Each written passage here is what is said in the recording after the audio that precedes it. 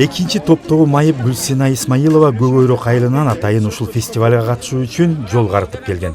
Жөн эле келбестен өз колунан жасалган эмеректерди ала келип, бул жерде уюштурулган көргөзмө жарманкеде элдин назарына койду.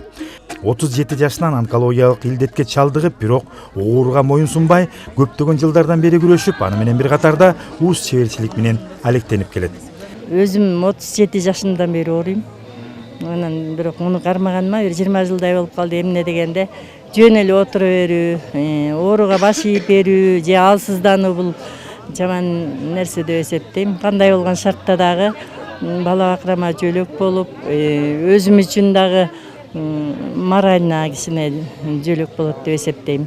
Мен мунсуз жөн эле эки колду боорума алып отурганды жаман көрөм. Боролдой айылынан Ден соолук командасы. Кемин районуна караштуу Орловка шаарындагы эс алуучу жайлардын биринде бүгүн эл өзгөчө көп. Алардын дээрлик басымдуулугун өспүрүмдөр түзүп, баардыгынын маанайлары көтөрүңкү. Бул жерге биздин каарман Гүлсина эжедей болуп, ар кандай оору менен күрөшкөн адамдар да келишкен.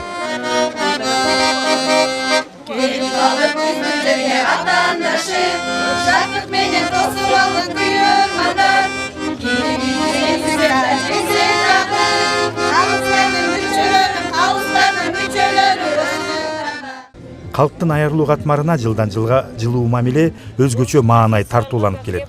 Бул жылы да кургалбастан бирге көтөрсөң жүк жеңил болот атындагы фестиваль Тоо койнунда уюштурулуп, өзгөчө маанай орун алды. Бүгүнкү иш-чара бул майыптуулугу бар адамдардын коомчулукка аралаштырып, кадырын көтөрүү багытында да. Мисалы майыптуулугу бар адамдар өзлөрү баягы коомчулуктан окчун сезишип, өзлөрүн алыс кармап, ыңгайсыз болуп, ушундай аралашкысы келбейт да. А биз ошол майыптуулугу бар адамдарды ачып, коомчулукка аралаштырып, алардын колунан көп нерсе келет. Өнөрчүлөрү бар, кол өнөрчүлөрү бар. Бирок баягы катылып турат да.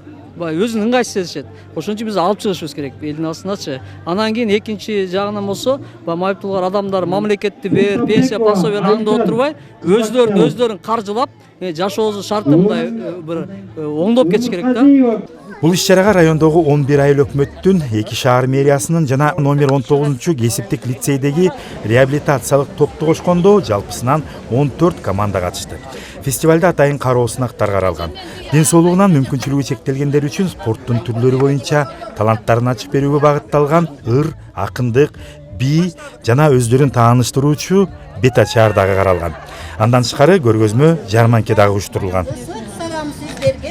Айбат командасынын атынан фестиваль сылактын эң негизги мааниси ушу ден соолугунун мүмкүнчүлүгү чектелген адамдардын коомдогу баркын көтөрүү, аларга колдон келишинче көмөк көрсөтүү болуп эсептелет. Ошол сыңары биз ошол райондук мамлекеттик администрация демилге кылып, ошо менен бирге ТМЧ Ловуза коомдук бирикмеси менен биримдикте ушул иш-чараны өткөргөн жатабыз. Эң кубанычтуусу ушул иш-чара бул республиканын аймагында жана областтын аймагында дагы эң биринчилерден болуп өткөрүп жатабыз. Негизинен аталган фестиваль жалпы Кыргызстандын булуң бурчунда өткөрүлмөкчү, себеби өзгөчө адамдар биздин камкордукка муктаж.